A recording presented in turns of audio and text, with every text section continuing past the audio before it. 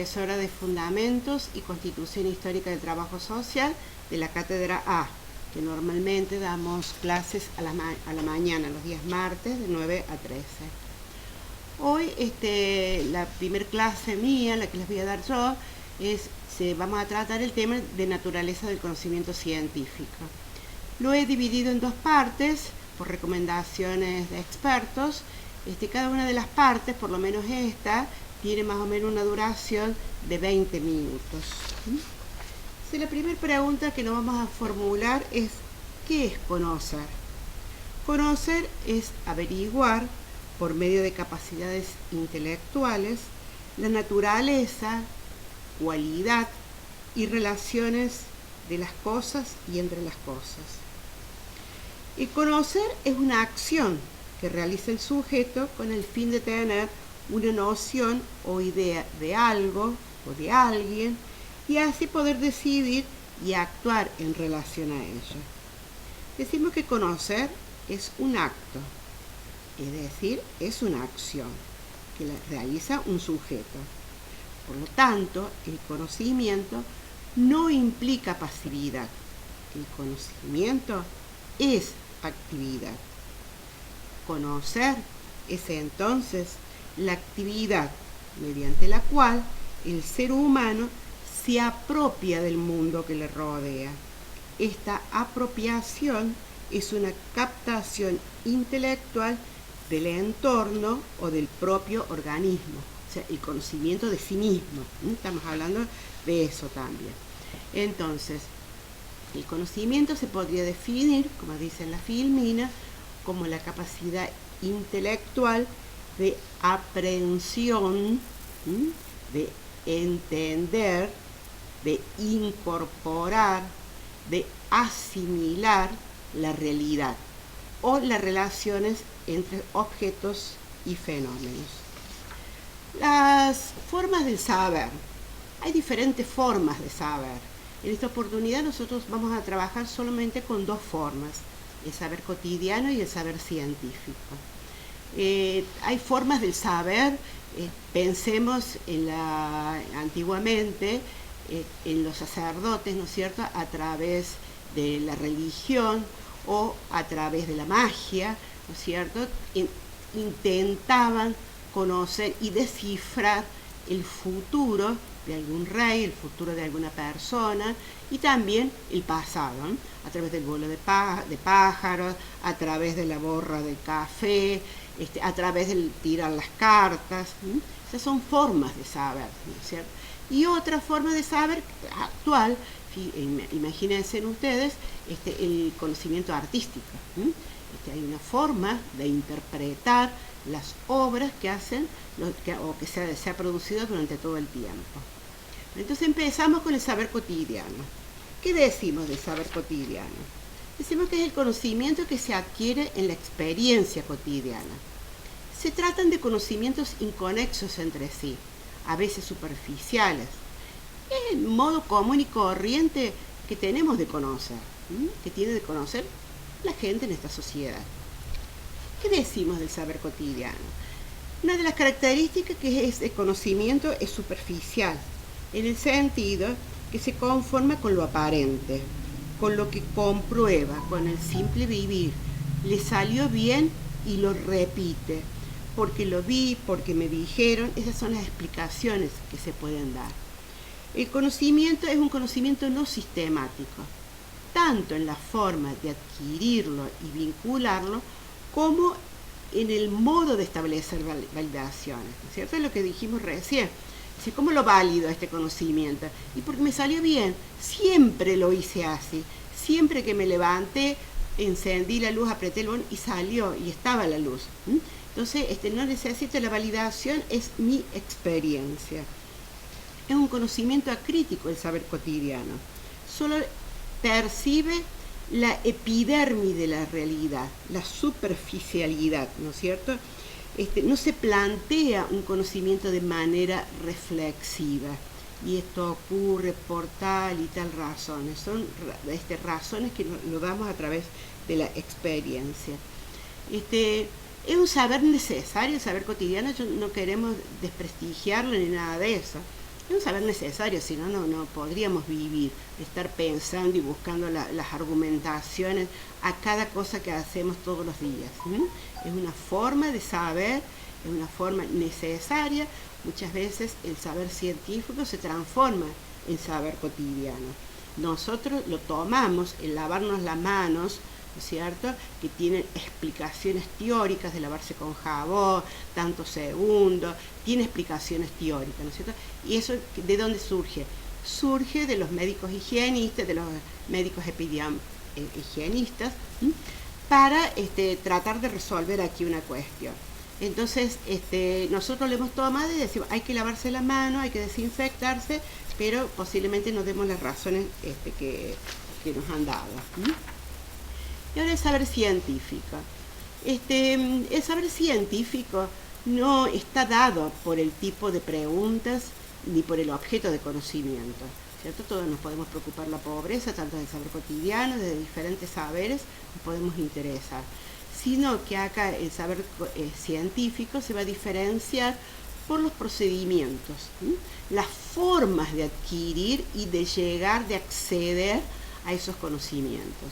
Entonces los procedimientos tienen que ser metódicos, son procedimientos planificados, controlados y validados.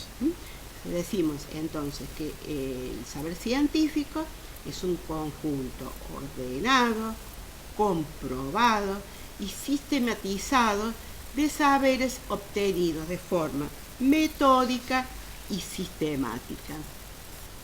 ¿Cuáles son los supuestos del conocimiento científico? Este es un tema que a mí me apasiona en el sentido de que la apertura que nos ofrece el conocimiento, ¿no es cierto?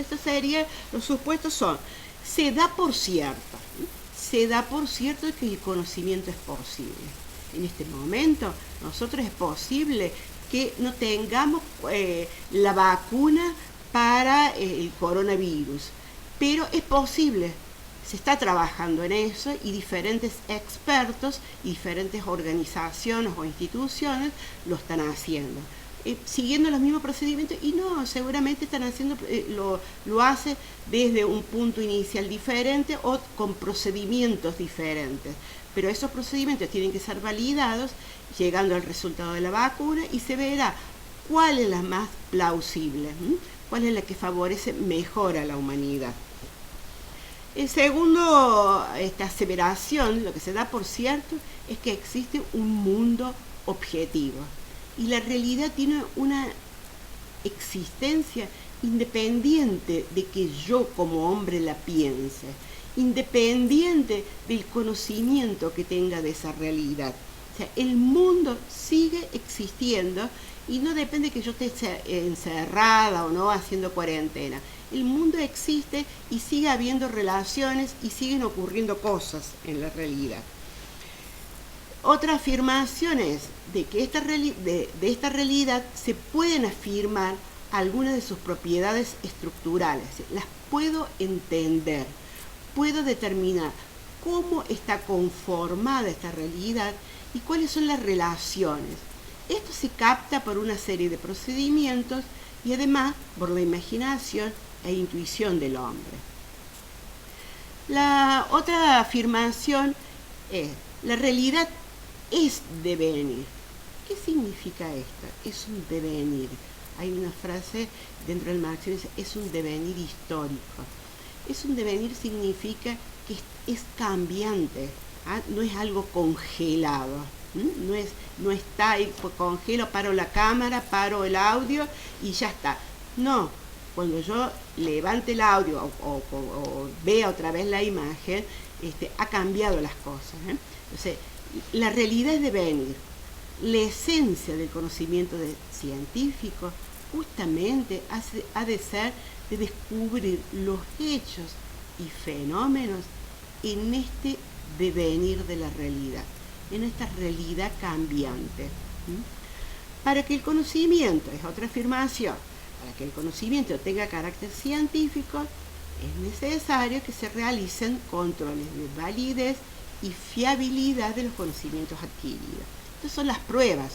Debemos probar cómo se accedió a este conocimiento, es decir, si se hace la vacuna, esta es la vacuna que, bueno, primero hay test, ¿no es cierto? Pruebas que se van a hacer, algunos lo están haciendo con personas directamente por el grado de, por el nivel que tenemos de contagio, pero en otros lugares, o siempre se ha hecho primero en animales, después con diferentes tipos de pruebas para validar esto.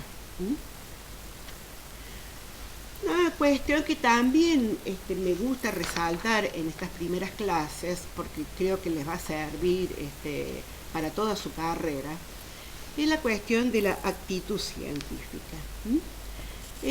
Yo busqué una definición aquí que es de Anderegg, que la actitud científica, dice este profesor, es entendida como la predisposición de detenerse ante las cosas para tratar de desentrañarlas, informándose, averiguando sobre lo más recóndito de un fenómeno o de la materia en estudio. Esta desentrañar, fíjense que nosotros también la tenemos en la definición del trabajo social que da la cátedra, ¿no es cierto? ¿Qué es desentrañar? Es describir el significado, tratar de buscar el meollo de la cuestión, ¿no es cierto? Tratar de buscar cuáles son los nudos de este conocimiento que no se me ofrece abiertamente. Bueno, por eso es una actividad la ciencia, ¿no es cierto? No es algo pasivo, es una actividad que yo debo tratar de determinar qué es lo que está detrás o qué está detrás de esta imagen. La actitud científica decimos que implica una curiosidad insaciable. Esa curiosidad insaciable que dicen que todos lo tenemos al nacer, que los niños la tienen, el pararse, preguntarse el por qué y por qué es esto, y le preguntan a su mamá y le preguntan a un adulto en reiteradas oportunidades la misma cosa, que la fuimos perdiendo, se dice que a través de la educación, especialmente una educación formateada, vamos perdiendo esa capacidad, esa curiosidad insaciable. Bueno, son teorías y después ustedes las verán, pero esa curiosidad insaciable significa pararse y preguntarse, ¿qué es esto? De admirarse, retirarse un poco y ponerlo a distancia. ¿Por qué será así? Esto es la capacidad que, bueno, esta actitud científica no es solamente para estar en la academia, sino es para la existencia de cada uno. La búsqueda de la verdad es consagrarse a la búsqueda de la verdad, es preguntarse y realizar el esfuerzo de resolver con el máximo rigor las cuestiones planteadas por el problema. Es decir, hay un problema, hay que resolverlo.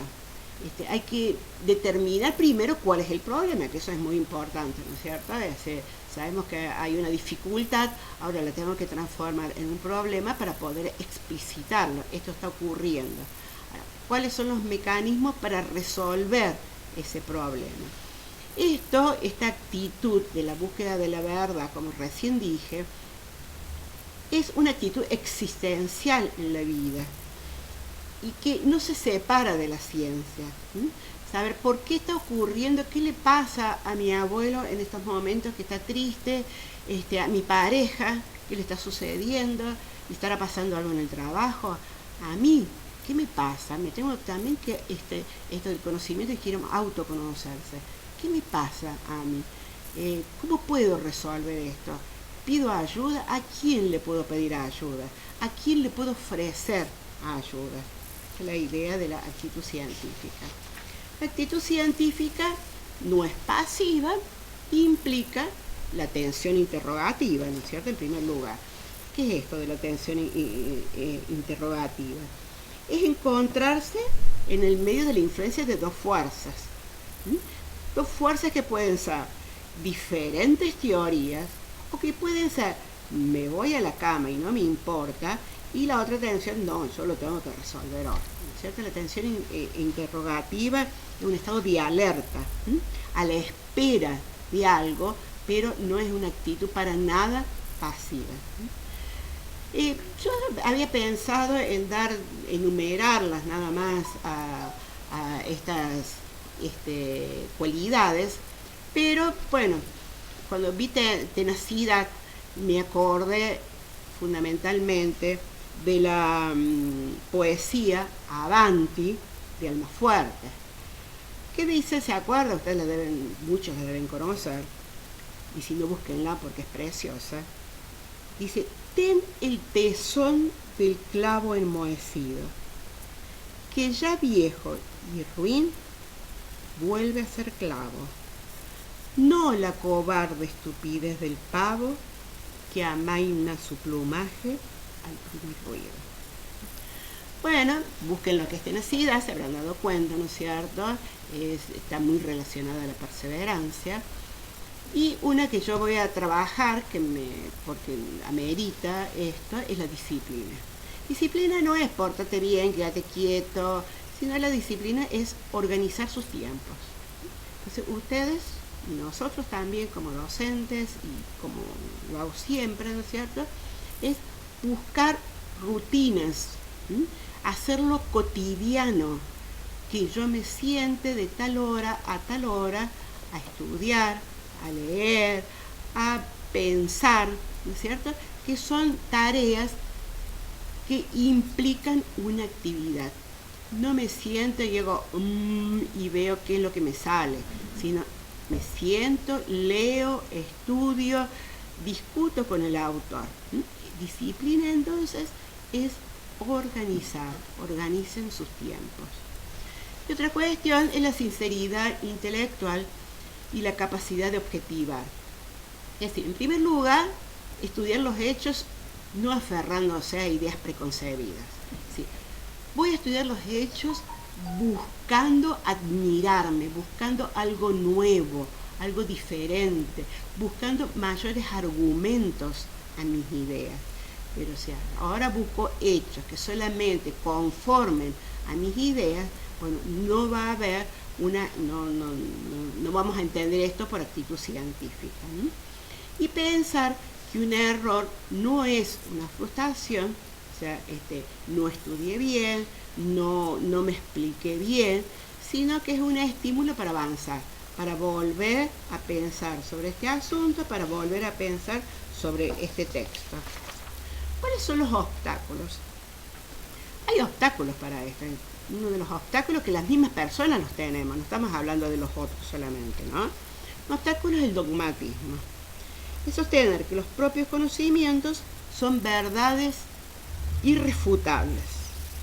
Conduce a una mentalidad cerrada, no responder con argumentos ni con datos. Es así porque siempre hace un dogma de fe. Eso es lo que más podemos pensar, ¿no es cierto? El espíritu de gravedad. Esto consiste en la convicción de que las actuales estructuras de la sociedad, la forma en que es, el régimen de poder, el régimen de autoridad, la jerarquía que hoy es algo natural. Y está bien irrefutable, no va a cambiar. Esto siempre fue así, siempre hubo pobres, siempre hubo el autoritarismo, siempre hubo el patriarcado. Entonces, este es el espíritu de gravedad, que lo van a ver dentro de poco cuando vean también a Paulo Netta. El etnocentrismo es otro obstáculo de pensar de lo que hace mi escuela, de lo que hace mi agrupación, de lo que hace mi pueblo, es lo mejor que hay. Y los otros no lo hacen tan bien como lo hacemos nosotros. Y el cuarto, ¿no es cierto?, es el uso del argumento de autoridad. Argumentos en colocar la autoridad del hombre en vez de los hechos. Esto es así, porque lo digo yo, señor. Y yo soy la autoridad, yo soy la docente de la cátedra. Eso es un obstáculo y por lo cual debemos trabajar y ver cómo lidiamos con esto. Otra cuestión que es necesario trabajar, estos textos ustedes también los van a trabajar en los talleres de práctica, ¿no es cierto?, en sus reuniones. es la ética de todo trabajo científico. Ser responsable de las consecuencias. El trabajo científico para nosotros trabajadores sociales no solamente es la cuestión de la investigación, sino también fundamentalmente es las cuestiones de nuestras intervenciones. Nuestros escritos, nuestros informes, ¿no es cierto? Debemos escribirlos sabiendo de las consecuencias. Entonces yo para saber las consecuencias tengo que entender sobre qué escribo. Si escribo sobre, en el caso estoy trabajando con una familia, con jóvenes, ¿no es cierto?, que están sufriendo algún problema de adicción, trabajar y conocerlo, qué es lo que está pasando con este joven, qué es lo que le gusta hacerlo, cuáles son sus habilidades, ¿cierto?, para poder recomendar qué es lo que se debería hacer si yo no estoy en esa área, ¿cierto? Si hay que derivarlo, tengo que saber formular las recomendaciones. Pero estas recomendaciones se hacen desde un conocimiento y estas recomendaciones tienen consecuencias. Es decir, si yo recomiendo mal porque lo hice a la ligera, alguien va a sufrir. Eso es lo que estamos hablando, la ética de todo trabajo científico y o profesional. Otra cuestión que entra dentro de la ética es el reconocimiento de los trabajos que han sido utilizados para obtener información. Tengo que hacer un trabajo que me piden en tal materia, ¿cierto? Y copio textual. Bueno, eso no está dentro de la ética. Sí debo reconocer, ¿no es cierto?, que hay autores que han conseguido expresar con unas palabras fantásticas y fabulosas lo que a mí me hubiese gustado expresar, lo que yo estaba pensando. ¿Lo puedo usar? Y claro que lo puedo usar, pero para que sea un trabajo realmente ético, debo reconocer quién es el autor. Tomando, ¿cómo diré en mi trabajo? Tomando las palabras de fulano o siguiendo el pensamiento, opino tal cosa o traigo a la luz tales argumentos. Eso es. Sí, todo el mundo reconoce de que nosotros no vamos a descubrir la pólvora, pero reconocer a quienes la descubrieron. Otra cuestión es no utilizar ideas o resultados preliminares ajenos que se hayan dado a conocer en una conversación informal. Tengo una reunión de cátedra, tengo una reunión en mi equipo y uno de los integrantes formula una salida súper buena, ¿no es cierto?, con respecto, por ejemplo, al régimen de estudiantes o con respecto a cómo hacer las evaluaciones, y yo la tomo como mía. ¿Sí? Eso es antiético. Debo decir, estuvimos trabajando en mi equipo y fulano largó una idea que es sumamente importante y creo que la debemos continuar trabajando entre todos. Y no usurpar, calificando como propio, el trabajo que solo se ha supervisado. Esto es más para mí, por ejemplo, como docente, como orientadora de tesis, hay ideas brillantes, súper interesantes de mis orientandos, y bueno, esos trabajos yo los tomo, los evalúo, pero jamás debería o debo tomarlos como míos. Son trabajos, ideas brillantes de mis orientandos. Yo lo que, para terminar, les voy adelantando la bibliografía. Hoy hemos hablado prácticamente de Anderegg. Anderegg es un trabajador social que ha trabajado muchísimo, es un mendocino que ha vivido sus últimos años en España y que ha trabajado muchísimo y ha aportado al trabajo social. Y la otra, para que si quieren ir estudiándolo y leyéndolo, que va a ser la próxima clase, es de Karel Kosick, Dialéctica de lo Concreto, donde vamos a trabajar ya con las formas de conocer la realidad. Las formas, yo voy a dar una sola, ¿no es cierto?, pero hay otras formas. Y bueno, entonces terminando esta primera clase, le quiero dar las gracias y espero que nos volvamos a ver. cariños. F8.